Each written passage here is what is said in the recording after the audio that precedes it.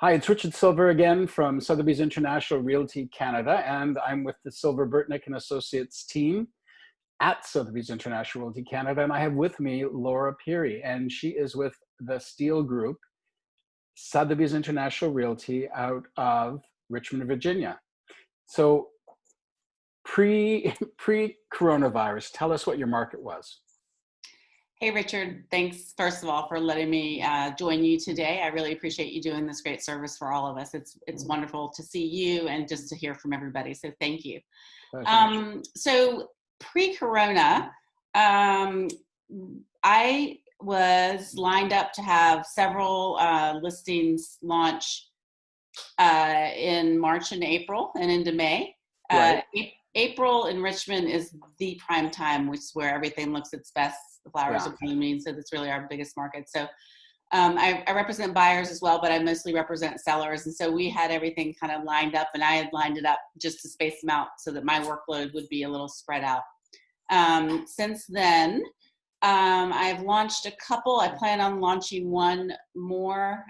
They happen to all be vacant. The ones that I was going to launch one where the people are still living there, and they just told me a couple days ago that they really feel uncomfortable and they really want to wait a month. Totally understandable. Taking things case by case. So things have slowed in the high end, which in Richmond is about 1.5 million or above. Yeah, that's what I wanted to know. Now, Richmond it's on water, but is it on Chesapeake Bay or? It's on the James River. So no, the Chesapeake Bay is where a lot of people from Richmond or DC go for vacation, second homes. Yeah. So that's a niche market I have on the Chesapeake Bay, Rappahannock River, and Potomac Rivers. Those riverfront properties are amazing. They are beautiful. Yeah. And the most wonderful thing about that whole area is the seafood. I know. It's delicious. Shrimp, crabs, soft shell crabs. Oh my God. Oysters. It's amazing. It's amazing. We love it. Good. So tell me, are your general clients, are they empty nesters, or are they young people looking to upgrade and to get into their next, larger house, or downsizers?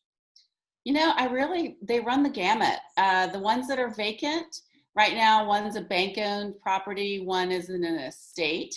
They're both on the larger end. They're both, one's about right under 2 million, the other's about 2.5. I just closed yesterday with some first-time home buyers that, about 400,000. So, I do kind of do it all. Downsize, upsize, right size. Yeah, it's exactly, that's the way you have to be. You have to be there for everybody. The reality is you're there for your clients and you give them the best service possible. Absolutely. So, I've just really, we've had lots of conversations. I know a lot of us are the same mindset, just it's such a relationship business. Yeah.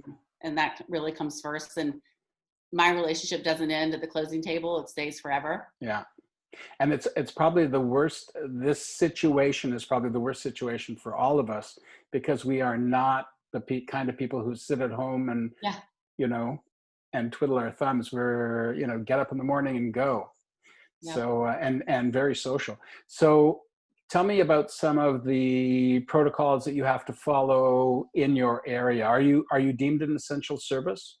We are. Our governor, had a stay-at-home order till June 10th for us, which I think is pretty much the strictest one I've heard of. Mm-hmm. He did indicate that could be amended or rescinded at any time, but I think he got really upset with some people hanging out at the beach a couple weekends ago, and he just got, said, forget it, which is smart. So we are allowed to show houses, obviously no public open houses or agent brokered open houses. And, typically we do virtual, it's like most people, FaceTime tours, virtual tours. Yesterday with that house that I closed, I did the walkthrough by myself. My clients went to closing by themselves. So they still have to go to the closing physically, because our lawyers have now designated that you can do the closing by DocuSign and Zoom. Not yet here, to my understanding, at least not with this group. It's one thing I've been edging with the lawyers and saying, you know, a couple of years ago, why couldn't you do it? And now because of this, it's forcing them. So you know what? I think it's one of, if there's anything good about the situation, it's bringing people up in their technology. Absolutely. I mean, this is just a personal aside, but I had a doctor's appointment scheduled, and since it wasn't an essential appointment, they called me and did a tele meeting. Yeah. It was awesome. I didn't have to drive down to the busy hospital downtown and get valet parking and, you know, be exposed. Exactly. There was something I wanted. Yeah, there was something, you know, I have this pimple right now. But you know what, instead of going to the doctor's office, ours is the same. In the morning, you can go for an appointment to see him one by one. The seats are way apart, as such. You can do that in the afternoon. But in the morning, he does teleconferences with the clients. It's great. It really is great. I mean, there's lots of good things from this. Yeah, I think so too. And I think, you know, it's going to be the new normal. It's how we're going to live, and we have to do our best at it and be creative. Yeah. So I mean, I'm all about, you know, my big thing is let's just pivot, right? So I got to stay in front of the wave. I'm doing that with my clients, with taking advantage of getting my systems and processes really streamlined and efficient.